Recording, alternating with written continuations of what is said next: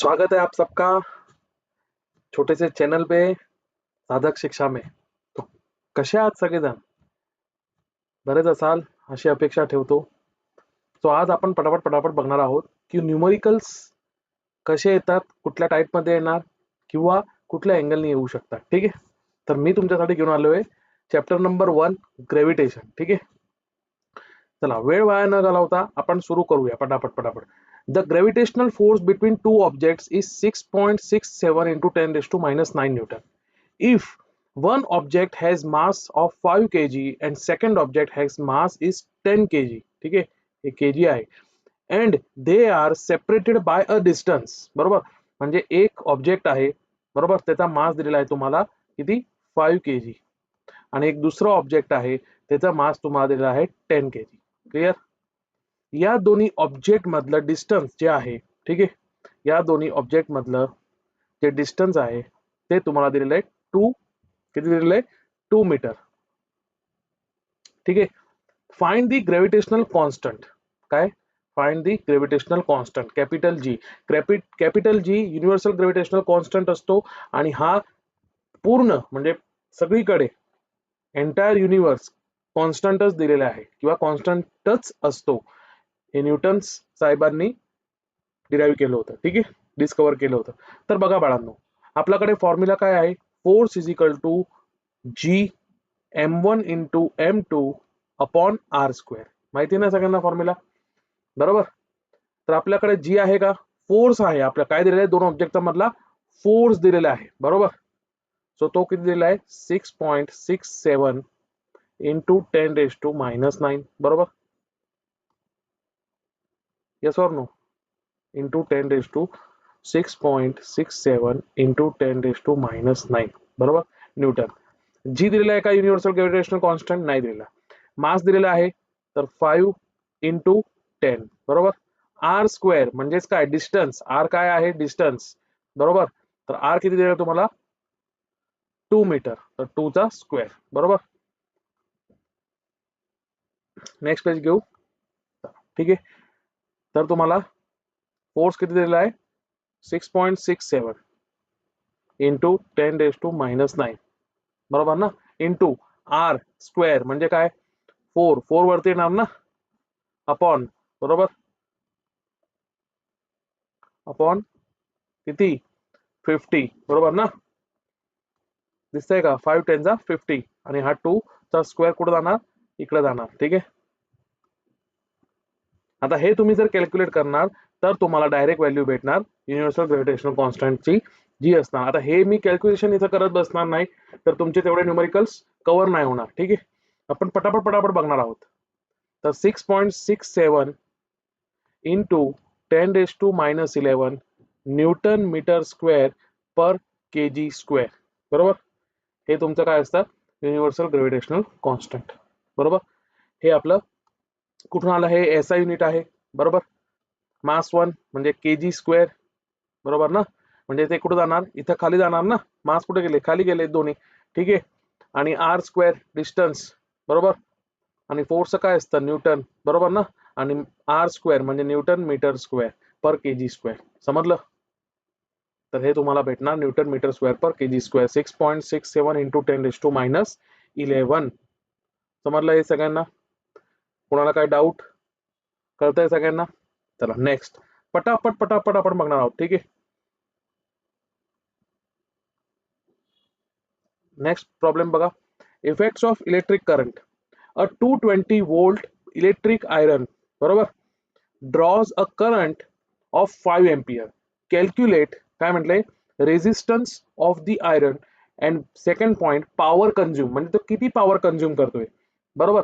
तर आपल्याकडे इथं व्होल्टेज आहे, करंट आहे, बरोबर ना, आणि रेजिस्टन्स विचारलेला आहे. तर सरळ सरळ ओम्स लॉ आपण इथं लागू करू शकतो. यस ऑर नो बाळांनो? आपल्याकडे काय आहे, गिवन डेटा काय दिलेला आहे आणि आपल्याला विचारलेलं काय आहे, एवढं जर तुम्हाला न्यूमेरिकल मध्ये समजलं ना तर बाकीच्या सगळ्या गोष्टी काय होतात, क्लिअर होतात. ठीक आहे. So V is equal to काय असतं आय आर, बरोबर. व्ही म्हणजे व्होल्टेज, आय म्हणजे करंट आणि आर म्हणजे रेजिस्टन्स. ठीक आहे. हे माहित नसेल तर लिहून घ्या. किती वोल्ट आहे आपल्याला काय काढायचं आर, तर आय व्हीच्या काय जाणार खाली, so V upon I is equal to R असं लिहू शकतो का मी, लिहू शकतो ना. व्होल्टेज किती आहे 220 वोल्ट, किती एम्पियर करंट आहे 5, बरोबर समजतंय. तर चला करा कॅल्क्युलेट, 5 4 जा 20, दोन उरले, परत 5 4 जा किती आले 20, येस ऑर नो. रेजिस्टन्स किती आला तुम्हाला, रेजिस्टन्स हे कशामध्ये मोजतात ओम मध्ये, बरोबर. तर रेजिस्टन्स ऑफ द आयरन भेटला आपल्याला 44 ओम, येस ऑर नो. त्यानंतर किती पॉवर कंझ्युम करतोय, तर तुम्हाला पॉवरचा फॉर्म्युला माहिती पाहिजे, काय असतं P is equal to V into I. काय असतं पी इज इक्वल टू किती पॉवर कंझ्युम करतोय, तर व्ही किती आहे तुमचा 220 वोल्ट, बरोबर, आणि करंट किती आहे तुमचा 5, येस ऑर नो. तर किती येणार 1100 वॅट किंवा वॉट मध्ये मोजतात, ठीक आहे. पॉवर झालं, संपला विषय, सॉल्व्ह झाला प्रॉब्लेम, 2 मार्क भेटले तुम्हाला. कळतंय किती सोपे प्रॉब्लेम आहेत, दिस इज द थिंग. चला नेक्स्ट बघा, पटापट बघायचं आपल्याला, don't waste time. How much heat required to raise the temperature of 500 gram of water from 25 degrees Celsius to 75 degrees Celsius. काय म्हटलंय 25 degree Celsius to 75 degree Celsius. Specific heat capacity of water दिलेलं त्यांनी 4.18 joule per gram degree celsius, बरोबर. तर बघा तुम्हाला काय म्हटलंय हीट, हीट म्हणजे काय कॅपिटल क्यू, बरोबर, येस ऑर नो. काय असतं कॅपिटल क्यूचा हीट एनर्जी फॉर्म्युला, काय तुमचा इथं हीट एनर्जी फॉर्म्युलाची गरज लागणार आपल्याला. हीट पण काय एक प्रकारची एनर्जीच आहे ना, येस ऑर नो. तर M C delta T, delta T म्हणजे काय मिळालो, चेंज इन टेम्परेचर असतं, चेंज इन टेम्परेचर असतं, yes or no. Like T2 minus T1, initial काय असणार फायनल काय असणार, तर T2 is a final, T1 is a initial, तर T2 मधून T1. कळतंय. तर पहिले आपण काय काढून टाकू, आपल्याला काय काय दिलेलं आहे specific heat capacity of water, काय दिलेलं आहे specific heat capacity of water. M दिलेला आहे तुम्हाला, एम दिलेला आहे 500 ग्राम, बरोबर ना, किती दिलेलं आहे 500 ग्राम 500, बरोबर. स्पेसिफिक हीट हे सी नी आपण रिप्रेझेंट करत असतो, ते पण तुम्हाला दिलेलं आहे 4.818 joule per gram degree celsius, बरोबर. डेल्टा टी काढायचा आहे, डेल्टा टी म्हणजेच T2 minus T1, yes or no. T2 minus T1, clear. T2 किती आहे तुमचा 75, T1 किती आहे तुमचा 25, 75 मधून 25 गेले तर किती येणार 50. डेल्टा टी किती आला तुमचा बाळांनो 50 degree celsius, yes or no. कळतंय. आता ह्या फॉर्म्युलामध्ये पुट करा, बरोबर. आपला हा फॉर्म्युला काय आहे,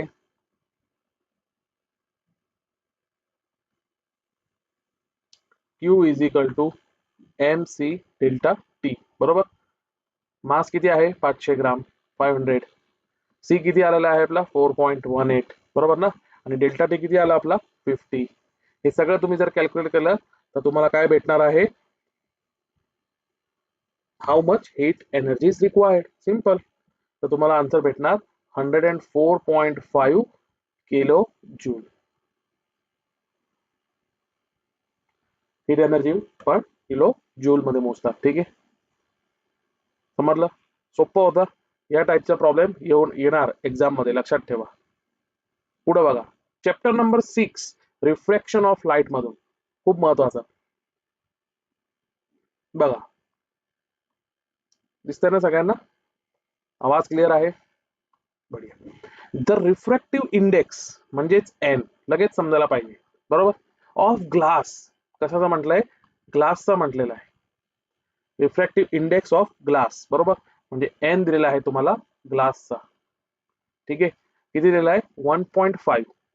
if the speed of light in air, speed of light in air म्हटलंय, ठीक आहे, इन एअर, बरोबर, म्हणजे सी 3 × 10⁸ मीटर पर सेकंड असते, ठीक आहे. Calculate the speed of light in glass, बरोबर, आणि ते आपण दाखवतो व्ही ने, बरोबर. तर सिंपल फॉर्म्युला आहे N is equal to C by V. Refractive index माहिती आहे आपल्याला. आपल्याला काय पाहिजे, speed of light in glass. तर व्ही ला तिकडे घेऊन जावा आणि सी ला इथं, दोन्ही एकमेकांची जागा काय करा, एक्सचेंज करा. केले जागा exchange. Speed of light in air किती आहे, 3 इंटू 10⁸. एन किती आहे तुमचा, 1.5. हे कॅल्क्युलेट करा. जर तुम्हाला व्हॅल्यू भेटणार, speed of light in glass भेटणार तुम्हाला, बघा ना, 1.5 टू जा, बरोबर ना, 2 इंटू 10⁸ मीटर पर सेकंड. खतम, संपला विषय. 2 इंटू 10⁸ मीटर पर सेकंड. कळलं का?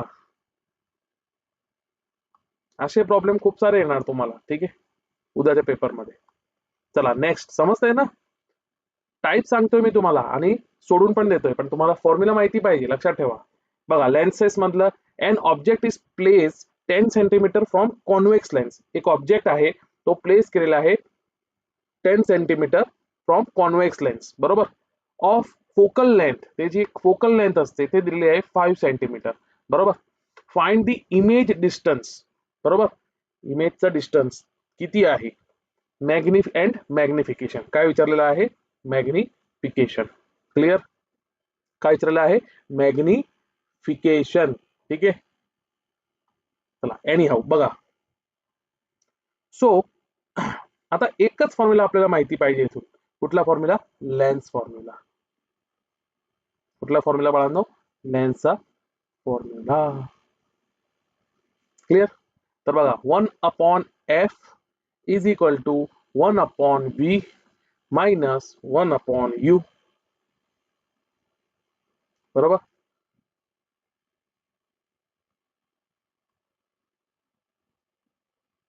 एवढं लक्षात ठेवायचं. फोकल लेंथ एफ म्हणजे किती दिली तुम्हाला, 5 सेंटीमीटर, बरोबर ना. किती दिलेली आहे, 5 सेंटीमीटर, बरोबर ना. An object is place 10 centimetre from convex lens. काय म्हटले, 10 सेंटीमीटर फ्रॉम कॉन्व्हेक्स लेन्स. म्हणजे हे कधी पण किती कशामध्ये घ्यायचं असतं, मायनस मध्ये. किती आहे, 10 सेंटीमीटर, बरोबर. ऑब्जेक्टचं जे डिस्टन्स असतं, ऑब्जेक्ट इज प्लेस, ते कधी पण निगेटिव्ह मध्ये घ्यायचं असतं. Object distance always taken in negative. कारण की कॉन्व्हेक्स लेन्स इथे आहे, ऑब्जेक्टचं डिस्टन्स इथं आहे, बरोबर. तर ते मायनस मध्ये घ्यायचं. Clear. Always taken in negative. Any how, हे समजलं सगळ्यांना. आता बघा पुढं. सो 1/5, बरोबर ना. हे डिस्टन्स माहिती आहे का, इमेज डिस्टन्स. हे व्ही म्हणजे इमेज डिस्टन्स, बरोबर ना. आणि यू म्हणजे ऑब्जेक्ट डिस्टन्स, लक्षात ठेवा. चला इथं लिहून देतो.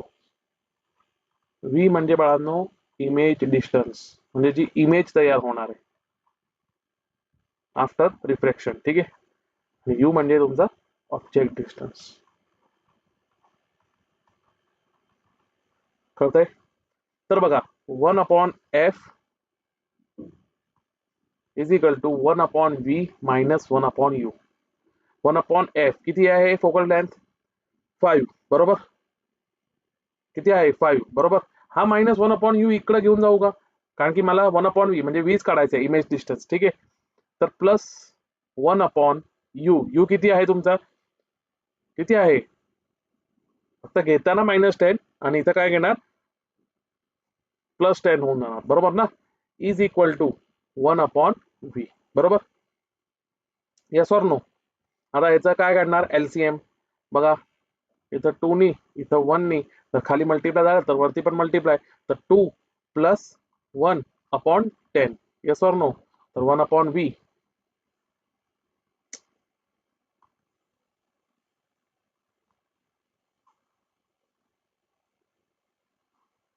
ठीक आहे. तर 1/v, 3/10 is equal to 1/v, बरोबर ना. हे रेसिप्रोकल आहे, म्हणजे 10/3 इज इक्वल टू काय आला, v. आपल्याला v पाहिजे ना, तर किती येणार, 3 3 जा 9 बरोबर. परत एक उरला, परत 3 3 जा 9, परत पॉईंट, परत 3 म्हणजे हे रिकरिंग येणार. तर 3.33 किती आलं? 3.33 सेंटीमीटर. क्लिअर. आता फाइंडिंग मॅग्निफिकेशन. सेकंड काय म्हटलंय त्यांनी? मॅग्निफिकेशन. Yes or no? बघा कुठं गेलं? फाइंड मॅग्निफिकेशन बरोबर ना? Yes or no? तर बघा मॅग्निफिकेशन काढण्यासाठी मॅग्निफिकेशन बरोबर. मॅग्निफिकेशन साठी फॉर्म्युला काय आहे? M is equal to V by U, image distance upon object distance बरोबर. व्ही किती दिले तुम्हाला? व्ही किती दिलेलं आहे? आता आलं ना 3.33 बरोबर. 3.33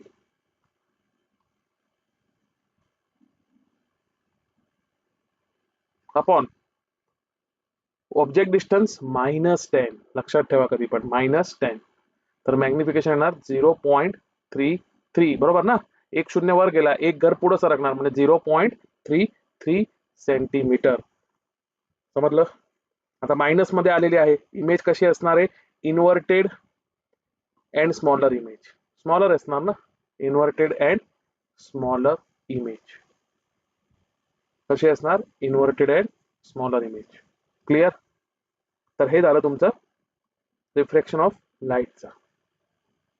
समजतंय का बाळांनो? सपासप सपासप करायचंय, सपासप. ठीक आहे. चला, कॅल्क्युलेट द एस्केप वेलोसिटी. परत आलं बघा ग्रॅव्हिटेशनचं. एस्केप हे पण खूप बोर्डवाल्यांचा फेवरेट आहे बरोबर. Escape velocity of an object on earth if the radius of the earth is 6400 kilometre. बस एवढंच दिलेलं आहे बरोबर. तर तुम्हाला माहिती पाहिजे एस्केप वेलोसिटीचा फॉर्म्युला. एस्केप वेलोसिटीचा फॉर्म्युला. तर एस्केप वेलोसिटीचा फॉर्म्युला काय म्हणतोय?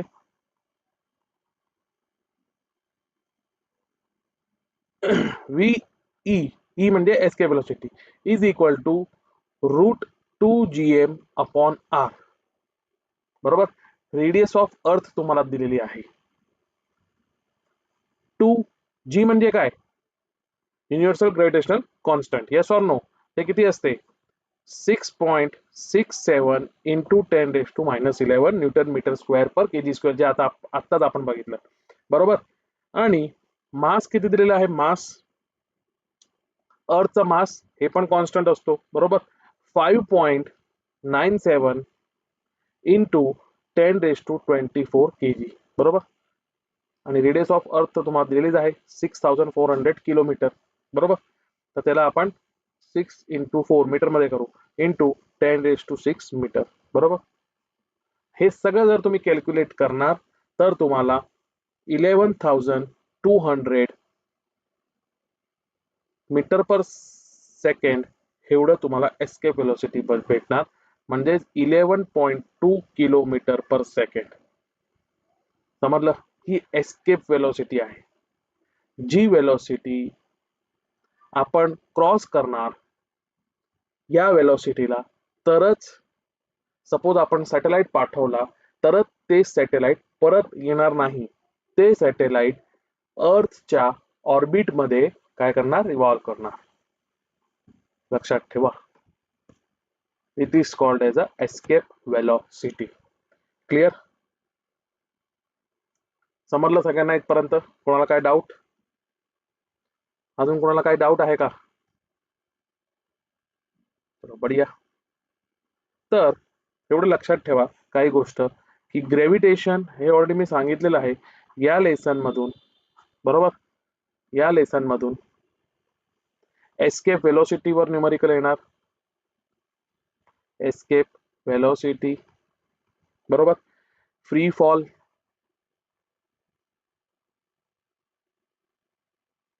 वर येऊ शकतो बरोबर. केप्लर्स लॉ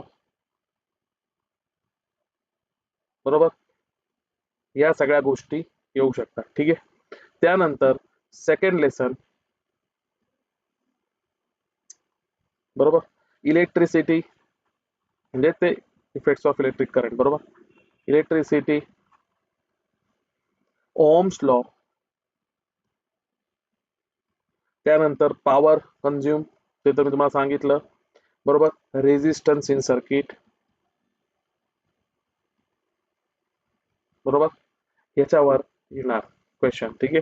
त्यानंतर थर्ड लेसन हे न्यूमरिकलचं आपण बघतोय, ठीक आहे. हीट, बाकीचं मी तुम्हाला सांगितलेलं आहे. हीट या लेसनवर स्पेसिफिक हीटवर,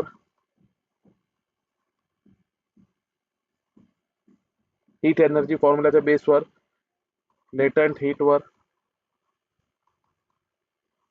प्रश्न पडला. त्यानंतर क्वेश्चन नंबर 4, अरे sorry, chapter number 4, refraction of light, त्याच्यावर बाळांनो लेन्स फॉर्म्युला आत्ताच बोललो ना, आणि रिफ्रॅक्टिव्ह इंडेक्स,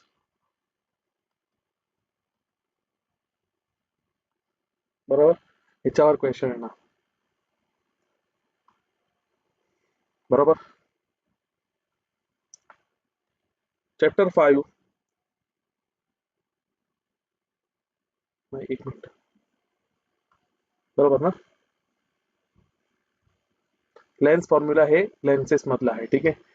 रिफ्रॅक्टिव्ह इंडेक्स असं चूक होऊ शकते, ठीक आहे. Any how,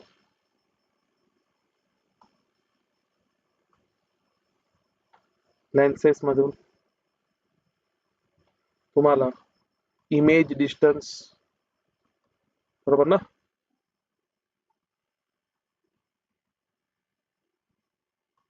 magnification, lens formula, ह्याच्यावरनं क्वेश्चन टार्गेट होणार न्यूमेरिकल म्हणजे, ठीक आहे. चला, एक क्वेश्चन इक्वेशन ऑफ मोशनच्या रिलेटेड मला असं वाटतंय की येऊ शकतो, जे मी तुम्हाला इथं प्रयत्न करतो देण्याचा, ठीक आहे. अ स्टोन, देऊन घेऊ पहिले question. A stone is drop from a a height of 100 metre, calculate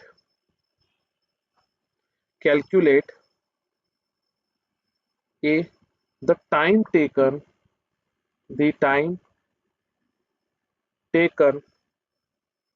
to reach the ground, to reach the ground.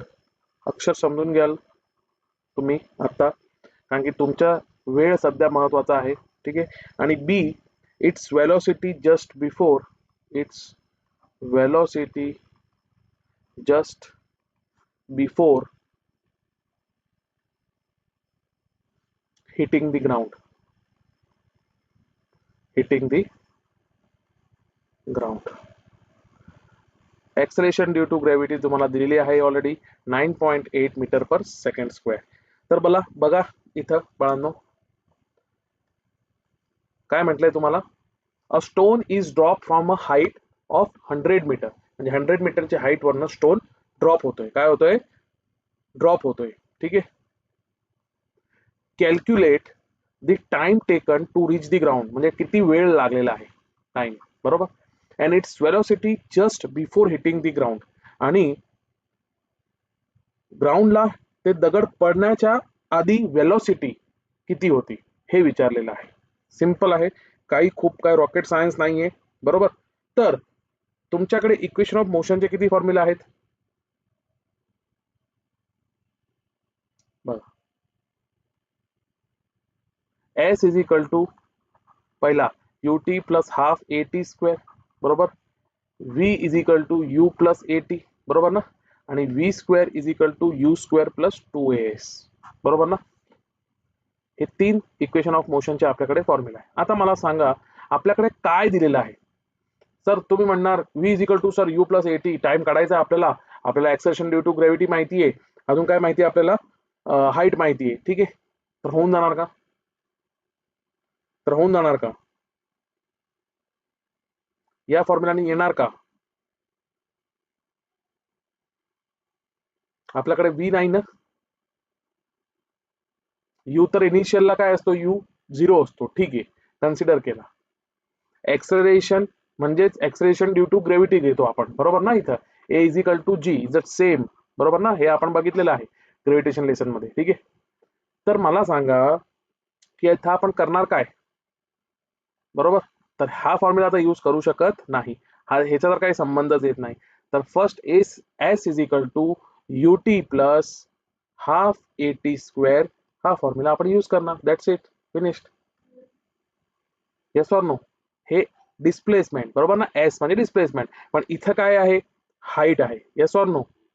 म्हणजे किती आहे height, 10. Yes or no, sorry 10 नाही, किती आहे दिलेली, 100 मीटर, बरोबर. बरोबर ना, किती दिलेली, 100 मीटर. यू किती असतं, इनिशियल यू किती असतं, 0 असेल ना इनिशियली, तर इनिशियल व्हेलॉसिटी किती असणार, 0. तर 0 इंटू टी, बरोबर, प्लस हाफ ए म्हणजेच काय, जी, ठीक आहे ना, एक्सेलरेशन ड्यू टू ग्रॅव्हिटी किती दिलेली तुम्हाला, 9.8 into T square. Yes or no. आता हे किती ना, 2, 9.8 चा हा 2 4 जा 8 आणि 2 9 जा 18 म्हणजे 4.9. So 100 into is equal to, हे काय होणार, 0 इंटू 2 टी 0, 4.9 टी स्क्वेअर, बरोबर ना. So T square is equal to 100 upon 4.9, बरोबर. हे तुम्ही जर कॅल्क्युलेट केला तर तुम्हाला टाइम भेटणार 4.52 सेकंड्स. टाइम भेटून गेला. हे कॅल्क्युलेट तुम्ही आता करू शकता, ठीक आहे. कॅल्क्युलेशन मॅथमॅटिकल इथं मी सांगण्याचा वेळ घालवणार नाही, ठीक आहे. मेन समजून घ्या कुठला फॉर्म्युला यूज करायचा आहे, क्वेश्चनला कसं ब्रेकडाऊन करायचं आहे आणि अप्लाय कसं करायचं आहे, बस हे 3 गोष्टी महत्वाच्या आहेत. बाकी कॅल्क्युलेशनचा पार्ट हा तुमचा आहे सध्या, ठीक आहे. तो झालं. त्यानंतर काय विचारलेलं आहे, फायनल वेलोसिटी, बरोबर ना. सेकंड पोर्शन काय विचारलेलं आहे बाळांनो, final velocity. Yes or no. तर फायनल वेलोसिटी कशी काढणार, तर बघा फायनल वेलोसिटी एकतर V square is equal to U square plus 2as use करा, बरोबर. ह्याच्याने पण आन्सर येऊन जाईल, किंवा टी तुम्हाला भेटलेला आहे, बरोबर, V is equal to U plus A T, पण मला इथं स्क्वेअरिंग वाटतंय म्हणून मी सेकंड फॉर्म्युला यूज करणार, समजलं. V is equal to U plus A T, clear. So V is equal to U plus A T.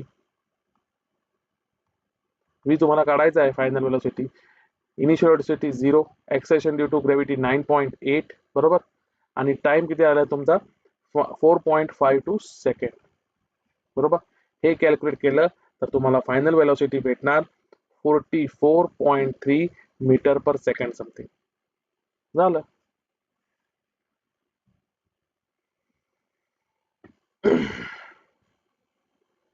Clear. आणि heat मधला अजून एक प्रॉब्लेम येऊ शकतो. 2 kg मेटल ब्लॉक आहे, at 150 degree Celsius is drop into 5 kg water, बरोबर. समजतंय ना, 2 दिलेले असतील तुम्हाला, बरोबर. Heat gain by the water, heat loss by the water, heat lost by the metal. ह्याच्यावर एक प्रॉब्लेम मला वाटतंय की येऊ शकतो, ठीक आहे. So this is your today session. कसं वाटलं, काय वाटलं, तुम्हाला हेल्प झाली, हे जर तुम्हाला आवडलं असेल तर लाईक करा, शेअर करा आणि सबस्क्राईब करण्याचं विसरू नका रे बाळांनो, ठीक आहे. सबस्क्राईब करण्याचं पाठीमागचं कारणच एवढं आहे की तुम्हाला जर लेक्चर आवडलं, बाकीच्या काही गोष्टी आवडल्या आणि भरपूर पुढे बाकीच्या गोष्टी होणार आहे, ठीक आहे, तर त्याने आम्हाला अजून काय भेटतं, एनर्जी भेटते. क्लिअर. काय भेटते, एनर्जी. सो बेस्ट ऑफ लक सगळ्यांना. उद्याचा सायन्स वनचा पेपर व्यवस्थित करून या, अच्छे से पेपर लिखो, दिमाग शांत रखो, स्टेबल रखो और फोड़ के आओ, ठीक है. Thank you so much. Have a good day. Bye bye. Take care. Best of luck.